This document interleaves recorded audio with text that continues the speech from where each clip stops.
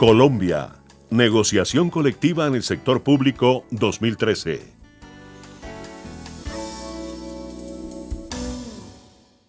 Colombia ratificó los convenios que regulan la negociación colectiva en el sector público y después de hacer la respectiva reglamentación se ha producido por primera vez en la historia una negociación exitosa.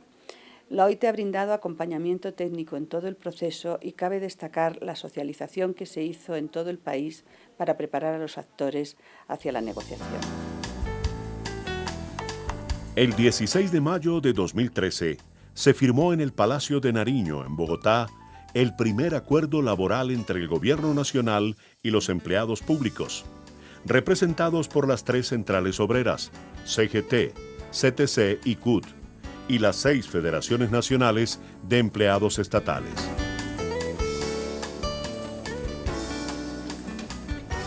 El acto fue presidido por el presidente de la República, doctor Juan Manuel Santos, con participación de sus ministros y los principales dirigentes sindicales.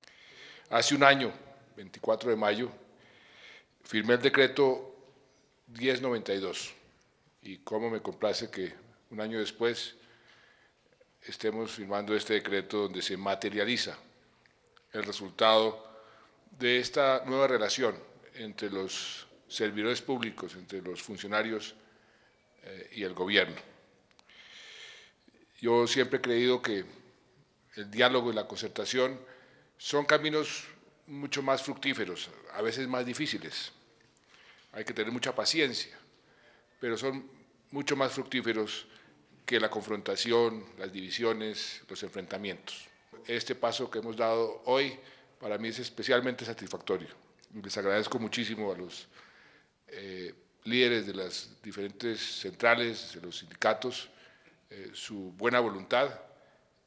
Aquí hay un gobierno listo a continuar con este espíritu, porque estoy absolutamente convencido que este es el espíritu que nos va a llevar a ese país más justo, más moderno y más seguro que todos queremos. El convenio 151 de la OIT, que garantiza el derecho a la negociación colectiva, fue adoptado en el año 78. Antes de esta fecha, los empleados públicos en Colombia ya venían movilizándose por sus derechos a la estabilidad, por sus derechos salariales y prestacionales. En el año 84, los empleados públicos realizamos una toma del Ministerio de Trabajo para exigir la extensión de la carrera administrativa a los empleados públicos del orden territorial. Lo que queremos significar es que antes de entrar en vigencia el convenio 151 de la OIT, que se expresa en Colombia en la ley 411 y hoy en el decreto 160, los empleados públicos, a través de la unidad, la movilización, hemos hecho negociación colectiva para los empleados públicos. Diríamos que por ahí hacia el año 2001 comienza una importante acercamiento en esa tendencia, en el momento en que Angelino Garzón está al frente del Ministerio de Trabajo y se sienta a una mesa inclusive en la que asesor del movimiento sindical, del sector sindical, era el doctor Enrique Borda Villegas, hoy viceministro de Relaciones Laborales del Ministerio del Trabajo, y se intentó redactar un decreto que permitiera aplicar el convenio, porque había, dijéramos, una discusión sobre la teoría monista, en el sentido de si el hecho de que Colombia hubiera aprobado el convenio después de un paro que se hizo en el año 1997, se aplicaba inmediatamente el convenio, y los que decían que tendría que expedirse una ley que reglamentara el convenio. Entonces dijéramos que en esa disyuntiva se quedó el tema, se acordó un proyecto de decreto que fue a la presidencia de la República de Andrés Pastrana y se quedó y murió en la oficina jurídica de la presidencia, nunca llegó a feliz término. El gobierno de Uribe expidió inclusive el decreto 535 de 2009, un decreto en el que pretendía desdibujar la negociación colectiva para ponerla en el ámbito de la concertación y manteniendo la unilateralidad. Hay que decir que entonces en ese orden de ideas, la continuidad de presentación de quejas ante la OIT, la presencia en Colombia de varias misiones de la OIT que en materia de libertad sindical y de respeto a la negociación colectiva recomendaron la necesidad de ratificar el convenio y de hacer posible esa negociación, permitieron que se hicieran varios ensayos en diálogos con el gobierno que inclusive no se materializaron a pesar de haber tenido un acuerdo. El gobierno fue y presentó a la OIT a través del Ministerio del Trabajo que tenía un acuerdo para hacer vigente la negociación colectiva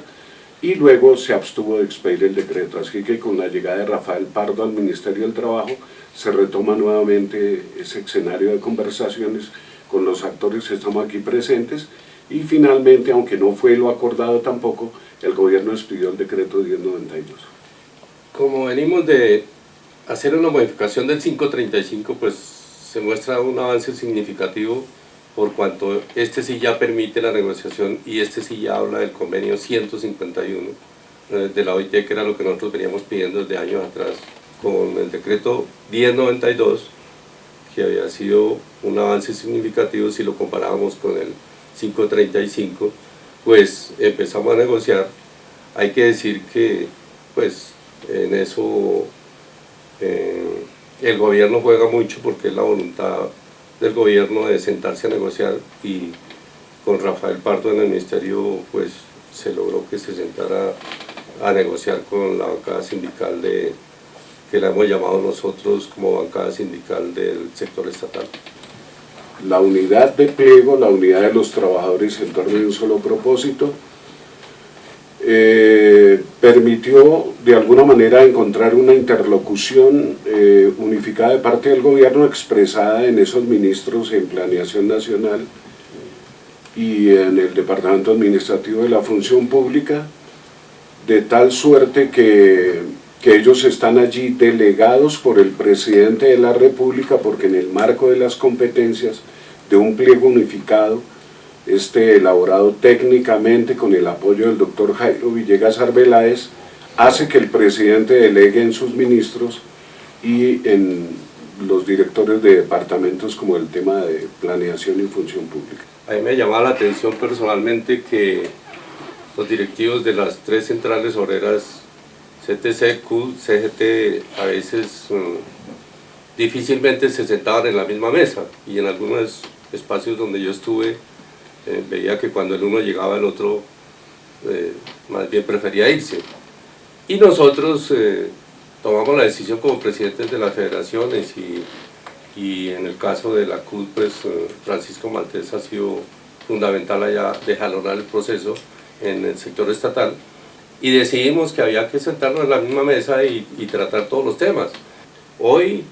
en el sector público nos sentimos pues muy satisfechos de que la tarea que hemos hecho, por encima de todos los obstáculos que hayamos tenido, la llevamos bien avanzada y empezamos a continuar en esa misma línea para avanzar en las negociaciones del sector público. El proceso de negociación, el tema no es unilateral, sino que es bilateral, y que la otra parte somos los representantes de los trabajadores al servicio del Estado, y eso es lo que hace posible entonces que, viéndonos de igual a igual, podamos hacer una interlocución muy seria, muy importante, que condujo a un acuerdo que se suscribió en el mes de mayo en el Palacio de Nariño, y que pues nosotros celebramos como un paso importante que nos permitió, entre otras cosas, decirle al propio presidente que, más allá del reconocimiento de él al acierto de haber tomado esa decisión, que por ejemplo tomara en cuenta el 27 de junio como institucionalizarlo como el Día del Servidor Público en Colombia. Que ha sido ejemplo para, no solamente para todo el país, sino ejemplo para países andinos y países latinoamericanos. Podemos decir que con falencias, el decreto 1092 y el decreto 160 nos lleva a nosotros a sentarnos a la mesa para poder tener a los nominadores y poder llegar a unas concertaciones y diálogos que nos pueden permitir acuerdos. Esto no se había hecho desde hace muchos años atrás, y la unidad de acción en Colombia a nivel sindical con diferencias conceptuales de todas las centrales y de las federaciones, nos han permitido que logremos este instrumento. Nos corresponde a las mujeres definir los asuntos que tienen que ver con el género, pues no solamente a las mujeres, sino corresponde en los pliegos incluir estos temas, como por ejemplo los horarios especiales de trabajo, los asuntos que tienen que ver con la maternidad, porque si bien es cierto, se dan ventajas frente a la maternidad, las mismas ventajas pueden significar en algún momento una restricción para acceder a los empleos. En el Estado colombiano podríamos decir que no hay tanta restricción para que la mujer acceda al trabajo, pero sí se requieren garantías. Por ejemplo, las trabajadoras del Estado no tenemos derecho a que tengamos guarderías por cuenta del Estado para nuestros hijos, y eso sería coherente si pensamos en la condición de familia y si pensamos en la condición de género, porque hablar de la condición de género también implica hablar de la condición de familia, que haya garantías para los hijos, o para quienes sean cabeza de familia, inclusive los hombres, ¿sí? En relación con la crianza de los hijos. Entonces sí, nos corresponden los pliegos incluir esas garantías y que el gobierno acceda a ellas, por supuesto, tanto los empleadores, si es un pliego de orden nacional o si es un pliego de orden departamental o de un pliego por entidad, porque por entidad se pueden lograr acuerdos en materia de modificación de horarios. Se debe tomar el tema transversal de género en todos los aspectos fundamentales. Ha sido excluido completamente. Podemos hablar del pliego unificado a nivel nacional, y si miramos, hay aspectos fundamentales de carrera administrativa, de salarios, de trabajo decente, pero transversalmente la equidad de género no está. Y para nosotros en Colombia es interesante que entre el tema, debido a que tenemos políticas públicas de género a nivel nacional, tenemos a través de la OIT convenios internacionales de equidad de género donde se han venido trabajando lo que es la estabilidad laboral, el acoso laboral, se ha venido trabajando lo que es la nivelación salarial, etcétera, a nivel de género, ¿sí? Y que la mujer tenga una estabilidad en el aspecto laboral en todos los sentidos. Entonces, si tenemos las herramientas, debemos colocarlas dentro del instrumento de la negociación en el 160 transversalmente. Esto nos llevaría también a que nos dijeran de género, tendríamos que hablar a nivel de afrodescendientes, tendríamos que hablar del LGTB, porque el género incluye todos estos aspectos fundamentales, y considero que es uno de los aspectos principales que nosotras como mujeres de las centrales debemos proponer en el pliego para trabajarlo con el 160 ahora. Precisamente uno de los puntos al que hacemos llamado al país, a la administración pública, es que el eje de la administración no puede estar basado solamente en políticas que hacen disgregación de por qué es hombre o por qué es mujer, sino que para la administración pública debemos ser todas y todos iguales en una equidad. Y reitero, uno de los puntos, Patricia y Vicky, es que desde este momento nosotros ya hemos venido mirando cómo el programa de género debe ser fortalecido desde este nuevo proyecto que pueda cambiar el 160, pero que a su vez nosotros como negociadoras y negociadores debemos hacer énfasis en el punto de nuestro proyecto de mujeres, pero todas y todos unidos debemos hacer una mejor negociación donde el género sea la parte esencial, porque lo hablo como trabajadora del sector salud, hay muchas mujeres y hombres también que, como lo decía Vicky, son mujeres, madres, cabeza de familia, pero briegan para llegar a sus trabajos, tienen que dejar sus hijos 12, 14 y hasta 24 horas para poder medio sostener su economía familiar. El llamado, y lo decimos y lo hacemos público para las personas que van a reivindicar este video, es hacer la propuesta general por el país y por el continente y por el mundo de que el eje central de todo está en la propuesta de género a nivel mundial. He presentado un pliego único nacional en el año 2013 y presentar de nuevo un pliego único en el 2015 es fruto de la confianza que hay entre los diferentes actores de este proceso y en segunda instancia porque hemos priorizado los intereses de los trabajadores sobre los intereses particulares de las centrales y federaciones. El decreto 160 del año 2014 es mucho mejor que el decreto 1092. El 160 permite la negociación de salarios, permite negociar el régimen prestacional, obviamente con quienes tienen la competencia para esto. El 160 es mejor que el 1092, pero todavía no es igual al convenio 151 de la OIT. El movimiento sindical estatal le reitera al gobierno la necesidad de incorporar plenamente el convenio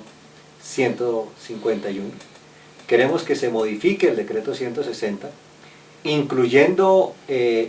un artículo que tiene que ver con la finalización del conflicto laboral cuando no haya acuerdos. Creemos que cuando no haya acuerdos se hace necesario que se incluya el Tribunal de Arbitramiento como último mecanismo para finiquitar los conflictos. Esto porque se debe cumplir la ley, se debe cumplir el convenio,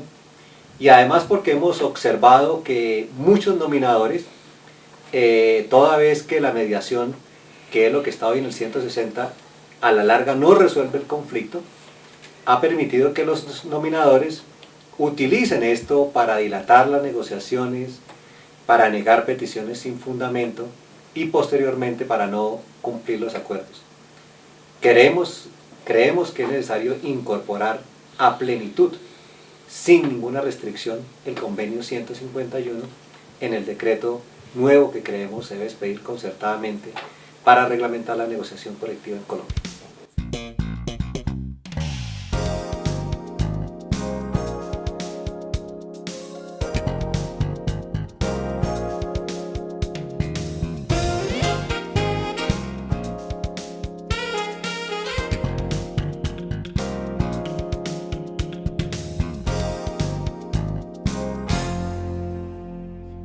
Con toda seguridad, esta experiencia podrá servir para mejorar las negociaciones futuras y puede motivar a gobiernos y empleados públicos de otros países a construir sus propios procesos de negociación.